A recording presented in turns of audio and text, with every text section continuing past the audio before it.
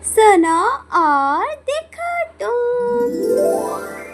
एक छोटा सा गांव जहां ना शोर था ना भाग दौड़, बस थी तो सादगी और कुछ लोगों के दिलों में अटूट विश्वास। उसी गांव के एक कोने में एक टूटी फूटी झोंपड़ी में रहता था एक गरीब ब्राह्मण। हे भगवान गणेश, मेरे पास ना सोना है ना चांदी, ना ही कोई बड़ा भोग है जो मैं आपको चढ़ा सकूं। लेकिन प्रभु, मेरे पास जो है वो है एक सच्चा दिल। और आज मैं फिर से आपको प्रणाम करता हूँ, बस एक ही आशा के साथ कि आप मुझे कभी अकेला नहीं छोड़ेंगे। उसकी आवाज में ना कोई शिकायत थी, ना कोई लालच, सिर्फ विश्वास। आप हर दिन यही कहते हैं, भगवान भगवान भगवान। लेकिन क्या भगवान ने कभी हमारी हालत देखी है? देखी है, वो सब देख रहे हैं। तो फिर क्यों हम हर रात भूखे सोते हैं? क्यों हमारे पास एक मुट्ठी अनाज भी नहीं? क्या हमारी भक्ति में कमी है? नहीं, कभी ऐसा मत कहना। भक्ति कोई सौदा नहीं होती कि आज पूजा की और कल फल मिल गया। भक्ति तो एक विश्वास है जो हर कठिन समय में हमें टूटने नहीं देता। और मैं जानता हूँ एक दिन गणेश जी जरूर आएंगे। आज मेरा मन कर रहा है कि मैं अपने गणेश जी को खीर खिलाऊं। खीर? हमारे घर में? हाँ, खीर। वो खीर नहीं जो दूध और चीनी से बनती है, वो खीर जो भक्ति से बनती है।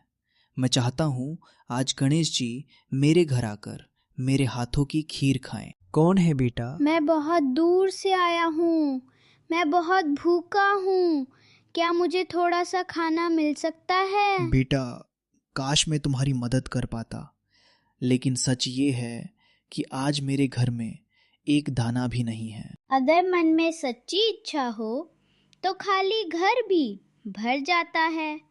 आप बस एक बार कहिए कि आप खीर बनाना चाहते हैं।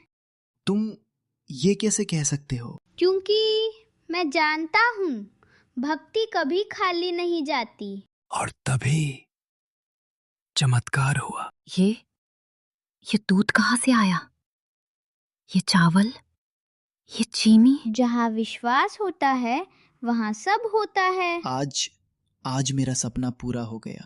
हे गणेश जी, मैंने कभी आपसे कुछ नहीं मांगा, बस आज ये एक छोटी सी इच्छा थी कि आप मेरे घर आकर मेरी बनाई खीर खाएं।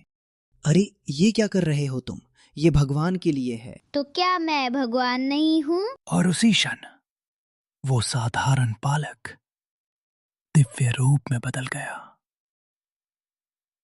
प्रभु, मैंने आपको पहचान नहीं पाया। हमें माफ कर दीजिए। तुमने मुझे धन से नहीं, दिल से बुलाया। तुमने मुझे भोग से नहीं, भक्ति से संतुष्ट किया। तुम्हारी सच्चाई, तुम्हारा धैर्य, तुम्हारी आस्था मुझे यहां खींच लाई। आज से तुम्हारे जीवन में कभी अभाव नहीं होगा, लेकिन याद रखना, कभी घमंड मत करना। अगली सुबह पूरा गांव हैरान था। अरे, कल तक जिसके घर में खाने को नहीं था, आज उसके घर से खुशबू आ रही है। कुछ तो बात है, चलो देखते हैं। अरे सुनो सुनो, ये गरीब ब्राह्मण आज भगवान को खीर खिलाएगा। पहले खुद तो खा ले। तुम लोग हंस सकते हो, लेकिन याद रखना, भगवान भूख नहीं देखते, भाव देखते हैं। और जिस दिन वो खुश हो गए, उस दिन सब कुछ बदल जाएगा। आइए, अंदर आइए। ये सब, ये अनाज, ये खाना कहाँ से आया? ये सब मेरी मेहनत से नहीं, मेरी भक्ति से आया है। जब इंसान सच्चे दिल से भगवान को पुकारता है तो भगवान उसके घर आने में देर नहीं करते।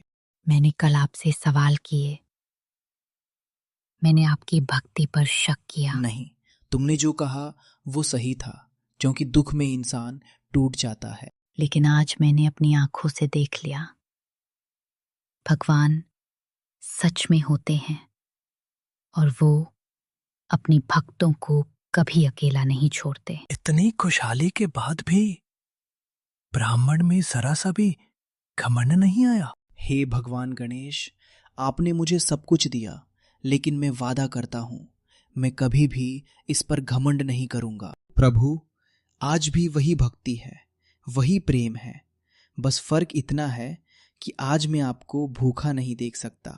अब हर दिन वो और भी ज्यादा श्रद्धा से। भाई, हमें भी बताओ, तुमने ये सब कैसे पाया? मैंने कुछ नहीं किया, बस मैंने कभी भगवान से शिकायत नहीं की और हर हाल में उन पर विश्वास रखा। अब ब्राह्मण दूसरों की मदद भी करने लगा। ये लो खाना, तुम्हें जरूरत है। आप तो खुद गरीब थे, फिर भी। जो भगवान देता है वो बांटने के लिए देता है।